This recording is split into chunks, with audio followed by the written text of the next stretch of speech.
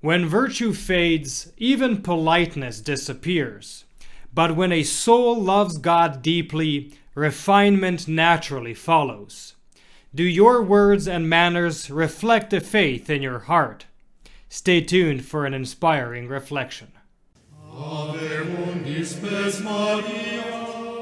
Welcome to Following Padre Pio and a heartfelt thank you to our protected children of Padre Pio members. Your generosity allows these videos to reach thousands of souls, bringing hope, faith, and devotion to those in need. Not yet a member? Join today and become part of a powerful prayer community under the protection of Padre Pio. Receive spiritual graces, grow closer to God, and let this be your refuge in daily trials. Click the link in the description to begin your journey. Our Lady and Padre Pio bless you. Now let's move on to our story. Today we celebrate the feast of Our Lady of Guadalupe. Now, I'm sure most of you watching are familiar with the miraculous event that took place in December of 1531, when the image of Our Lady appeared on the tilma on the cloak of Saint Juan Diego. And I'm sure many Catholic channels will cover the historical details of the apparition today. So I wanted to share something a little different. A reflection by Professor Plinio Correa de Oliveira. As always, the professor draws our attention to details we often overlook, yet which reveal so much depth. He begins with the dialogue between Our Lady and Saint Juan Diego.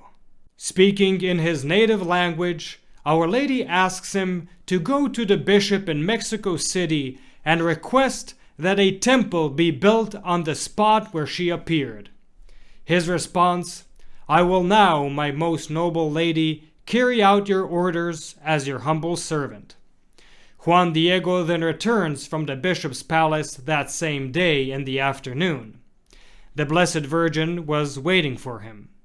"My dearest Queen and most high Lady, I did as you commanded, and although I could not speak with the Lord Bishop until after a long time, I communicated your message to him as you commanded. He listened to me kindly and attentively, but from his manner and questions he asked, I understood that he had not believed me. Therefore, I ask you to entrust this to someone worthy of respect and whom one can trust, because you know well, my lady, that this business on which you send me is not for me. Forgive me, my queen, my boldness if I have departed from the respect due to your greatness. May I not have deserved your indignation, nor have my response displeased you." However, Our Lady insists that he return to the bishop, who then asks for a sign of the apparition. Our Lady tells Juan Diego to come back the next day, and she will grant the bishop's request. But the next day, Juan's uncle falls gravely ill. In a hurry to find a priest, Juan Diego takes another route, hoping to avoid Our Lady. Yet she appears to him again. "Where are you going, my son, and why did you take this path?" Juan Diego replies, "My beloved lady, God keep you. How did you wake up? Are you in good health? Don't be upset by what I'm about to tell you. A servant of yours, my uncle, is ill, and I'm going quickly to the church to bring a priest to hear his confession and anoint him. After this is done, I will return to this place to obey your order.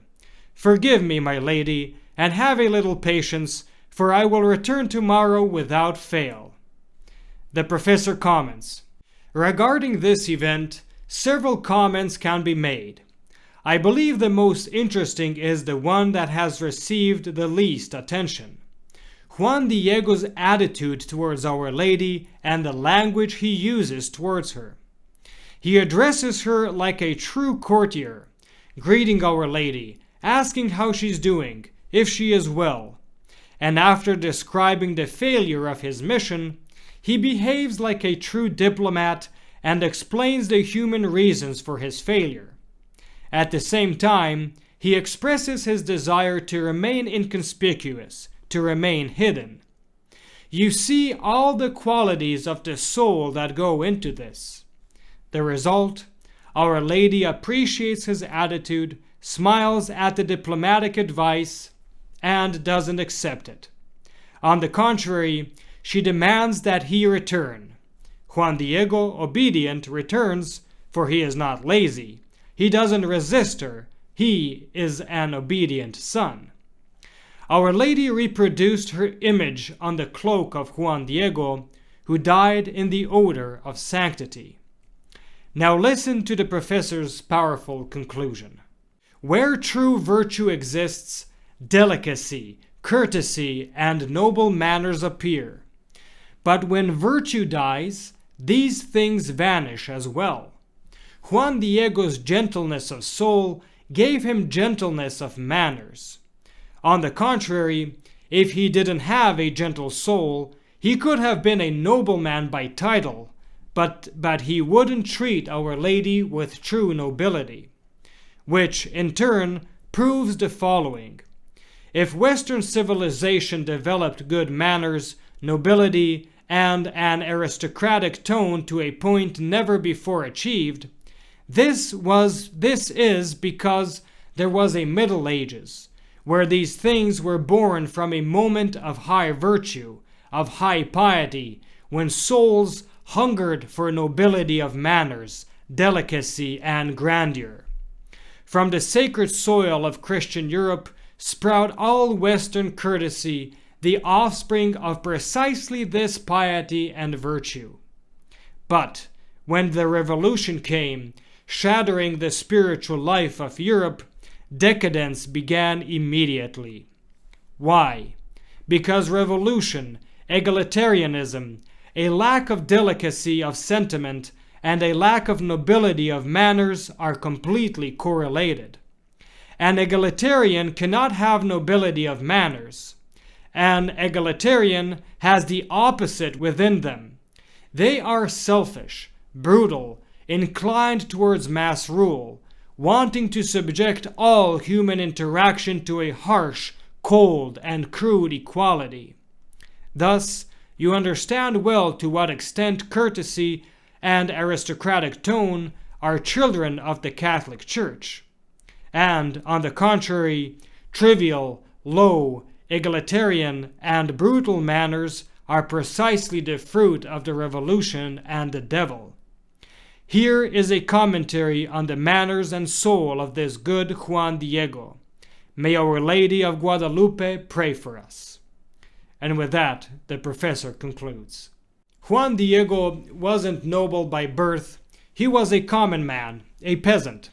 Yet he had the soul of a gentleman, formed by faith, humility, and love for Our Lady.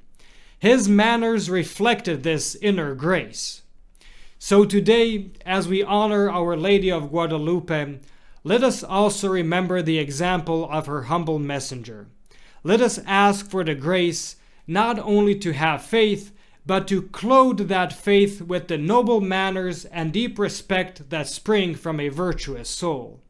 May we, like Saint Juan Diego, present ourselves before God and man with the beauty of a refined Catholic heart. Wishing you all a blessed feast of Our Lady of Guadalupe.